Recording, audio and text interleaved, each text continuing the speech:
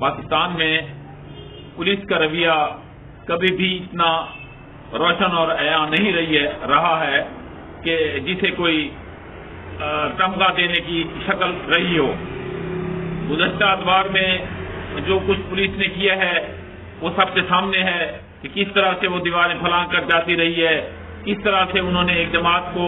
پریشان رکھنے کے لیے ہر وہ حربہ استعمال کیا ہے جو نہ آئین میں ہے، نہ قانون میں ہے، نہ کہیں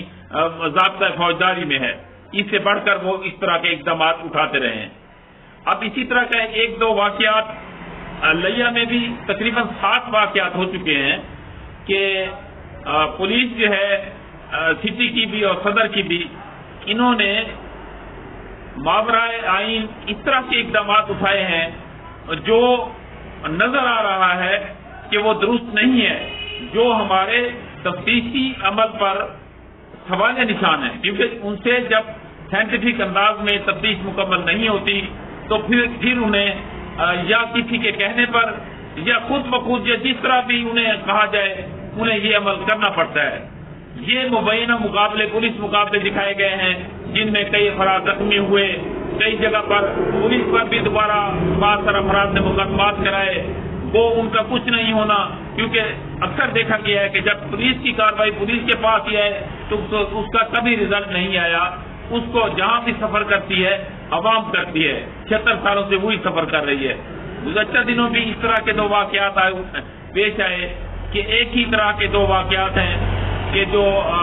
ڈسٹرکٹ ہیڈ کوارٹر اسپتال کے کوارٹرز میں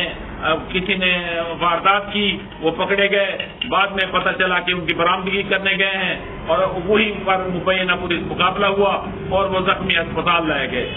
تو اس طرح کے واقعات جو ہیں یقیناً ان کی ذمہ داریاں میڈیا پر بھی جاتی ہیں کہ میڈیا ان کی کھوج لگائے۔ جو ہمارے صدر ہیں وہ 22 لاکھ کے نمائندہ ہیں، 22 لاکھ کے نمائندہ جس طرح سے ہمارے پولیٹیکل منتخب ہوتے ہیں، اسی طرح سے ہمارے جو پریس کلب کے صدر منتخب ہوتے ہیں وہ بھی اسی طرح کی عوامی دکھ درد کا ادراک رکھتے ہیں اور وہ اس کو اداروں کے درمیان کھول کر کردار ادا کرتے ہوئے ان تک آگاہی لے جاتے ہیں۔ انہیں بھی ان کی تحقیق کرنی چاہیے اور ان کی آواز بننی چاہیے ان لوگوں کی کہ اگر کسی کے ساتھ ظلم اور زیادتی ہو رہی ہے تو وہ نہیں ہونی چاہیے۔ اور ہمارے دیگر جو تمام نمائندگان ضلع میں کام کرتے ہیں وہ ان کی وہ صدر کے نیچے ہوتے ہیں اور ان کی ہمیشہ ان کا خیال رکھتے ہیں۔ اس بات کو دیکھتے ہوئے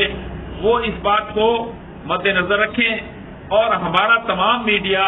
بھی اس بات پہ آنکھ رکھے کہ کیا اس طرح کے واقعات ضلع میں ہونے چاہیے، کیا پولیس کو اپنا تفتیشی عمل درست کرنا چاہیے۔ اگر وہ درست نہیں کریں گے تو ہمیں اس پڑھی لکھی پولیس کا کیا فائدہ کہ ہمارے ہاں جتنے بھی بعد میں انسپیکٹر بھرتی ہوئے ہیں کہا جاتا ہے کہ وہ پڑھے لکھے بھرتی کیے گئے ہیں، حالانکہ ہر جگہ سفارشی ہوئے ہیں۔ نظر یہی آتا ہے، جہاں بھی ہم